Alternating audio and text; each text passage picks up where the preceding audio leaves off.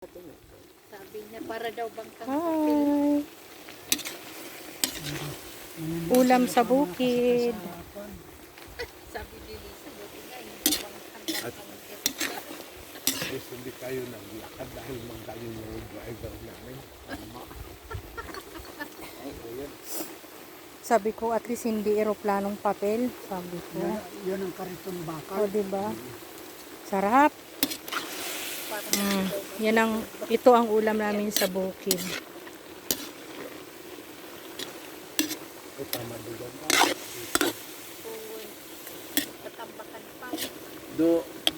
Awon, do haman ko, do lampas na uno da, angora, may bigla umumbukak nun. Haman ko sumabit to, ang naon. Iraw now. Tamarak mo. Chassis now. Hari pa